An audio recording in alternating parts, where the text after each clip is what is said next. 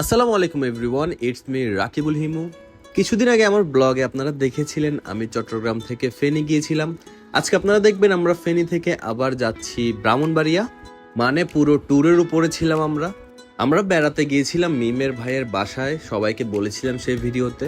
তো সকাল সকাল আমরা বের হয়ে পড়লাম, তখন ছিল সকাল প্রায় 6টা। আমরা দুইজনেই কিন্তু ট্যুরটাকে খুবই উপভোগ করছিলাম। আর এই সাইডটা একটু গ্রাম ছিল, গ্রামের দৃশ্যগুলো আসলে খুবই ভালো লাগছিল। আর সকাল সকাল ওয়েদারটাও কিন্তু খুবই জোশ ছিল।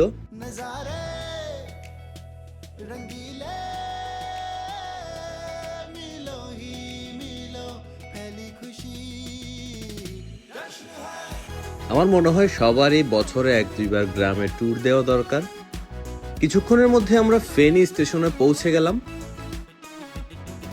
ট্রেন আসার আরো প্রায় 20 মিনিটের মতো সময় ছিল তখন হাতে।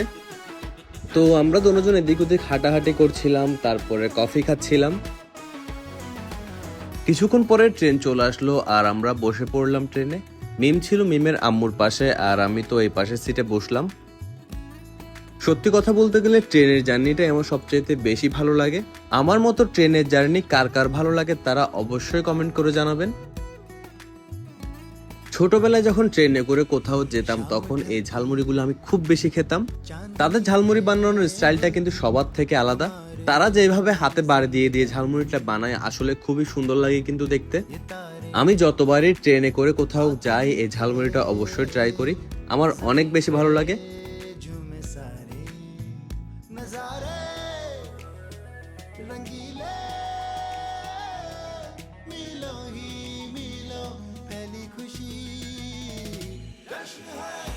ঝালমুড়ির পাশাপাশি এখানে দেখছিলাম আরো অনেক ফেরিওয়ালা এসেছিল।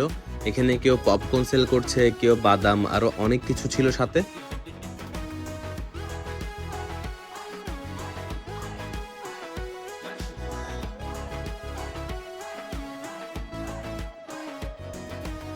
যারা চট্টগ্রাম থেকে চট্টগ্রামের বাইরে কোথাও ট্রেনে করে গিয়েছেন তারা এই কাগজটা অবশ্যই চিনে থাকবেন।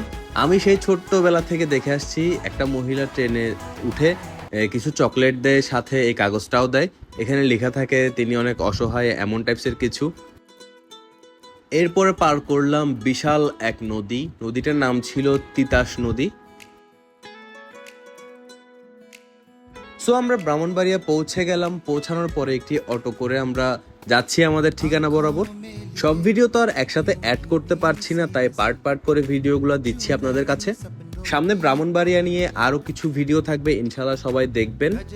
সো গাইস, আজকের মতো এখানে বিদায় নিচ্ছি। সবাই ভালো থাকবেন, সুস্থ থাকবেন এবং আমার জন্য দোয়া করবেন। আল্লাহ হাফেজ।